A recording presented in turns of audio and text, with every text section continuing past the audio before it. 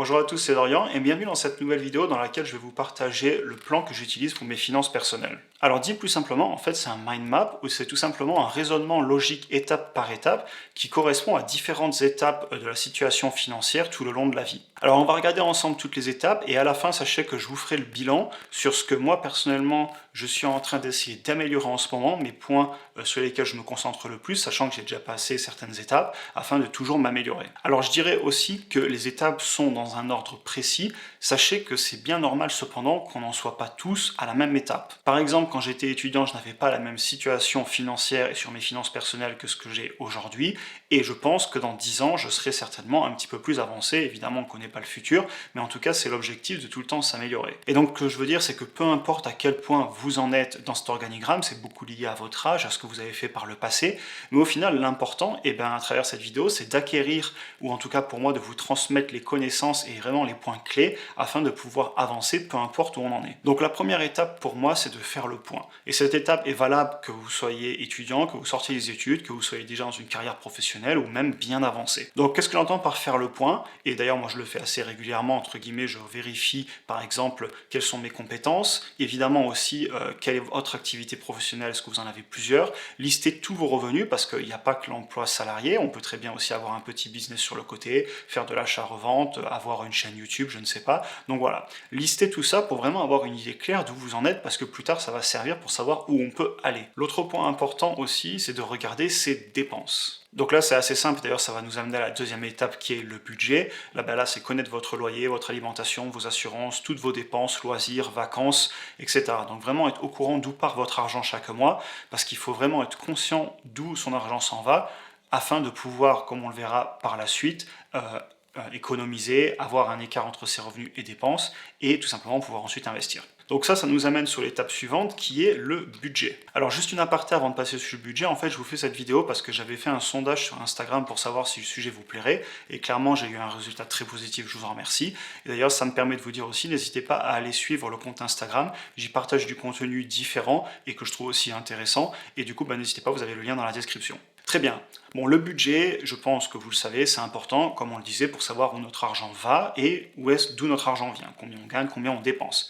Par contre, il ne faut pas se prendre la tête, hein. Moi ça me prend 10 minutes par mois, je le fais sur un Excel, il y en a qui utilisent des applications, ça fonctionne très bien aussi, mais globalement l'idée c'est de savoir où son argent va pour ensuite savoir, par exemple, si on a eu, je sais pas, 2000, 3000, 4000, 5000, 10 000 de revenus, est-ce qu'on a dépensé 60% de notre revenu, 80, 90, 100% ou 110, 120, 130%? On peut même être en négatif. Mais on n'en a pas conscience tant qu'on ne fait pas un budget. C'est pour ça que c'est si important. Et donc, comme je le dis juste en dessous, c'est important parce que ça va nous permettre d'épargner. L'étape suivante pour moi dans les finances personnelles, une fois qu'on arrive à épargner, eh bien, ça va être de se créer un fonds de sécurité. Donc, le fonds de sécurité, en gros, personnellement, il représente 6 mois de dépenses. Donc là, vous voyez déjà l'intérêt d'avoir fait le budget juste avant.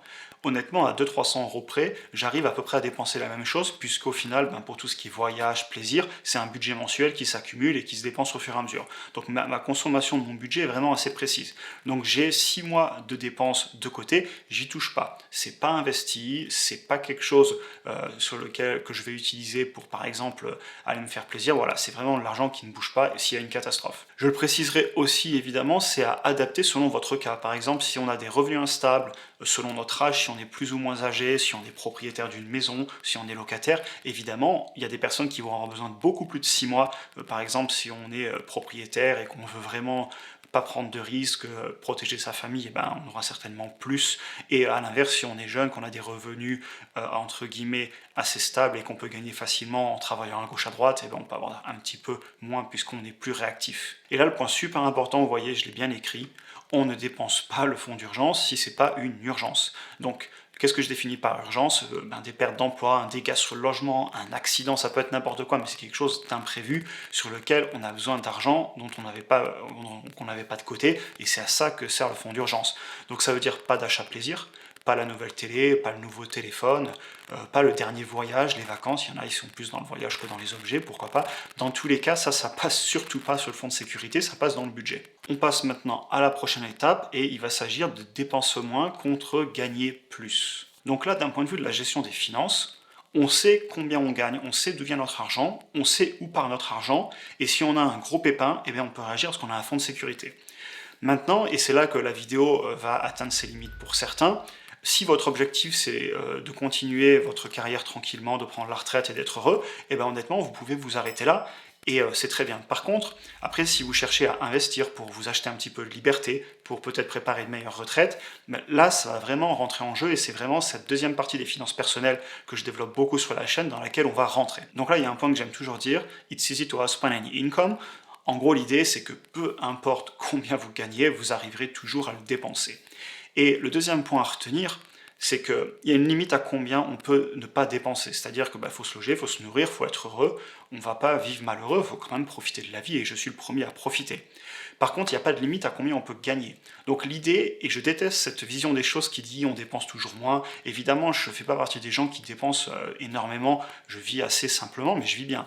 Par contre, je fais partie des personnes qui pensent qu'on peut gagner plus, et du coup, si on ne bouge pas nos dépenses, mais qu'on augmente l'argent qu'on gagne, et bien cette différence, on va pouvoir soit se faire plus plaisir, comme je vous disais, les limites de la vidéo, et certaines personnes s'arrêteront là, ou alors on va pouvoir l'investir. Mais dans tous les cas, peu importe si on choisit de l'investir ou de vivre une vie un petit peu plus confortable, eh bien il va falloir créer cet écart, c'est indispensable. Et donc ça nous amène à la prochaine étape qui est d'investir la différence. Alors on va rappeler quelques bases sur l'idée d'investir et pourquoi on veut investir la différence. L'objectif en fait c'est de faire travailler son capital afin de pouvoir devenir un petit peu plus indépendant financièrement, voire complètement indépendant un jour. J'aime toujours prendre l'analogie des petits soldats, c'est-à-dire que si vous considérez chaque euro que vous investissez comme un petit soldat ou un petit travailleur qui va travailler 24 heures sur 24, 7 jours sur 7 quand vous n'avez pas à travailler et qui va vous rapporter de l'argent, cela va en fait tout simplement vous créer ce qu'on appelle des rentes ou avoir du retour sur investissement, et cet argent, eh bien ce n'est plus de l'argent pour lequel vous avez travaillé puisque c'est votre capital déjà gagné que vous avez mis au travail.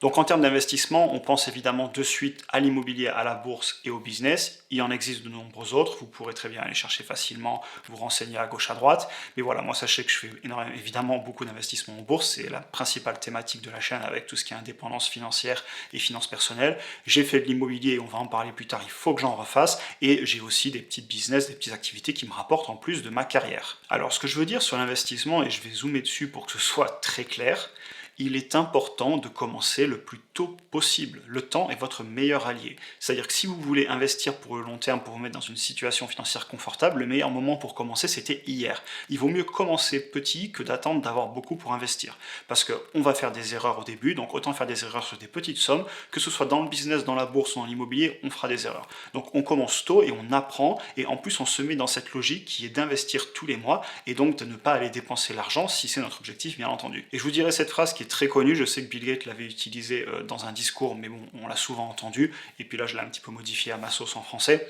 En gros, on surestime toujours ce qu'on peut faire en un an. On se dit qu'en un an on va faire un truc incroyable, etc. C'est pas vrai à mon avis.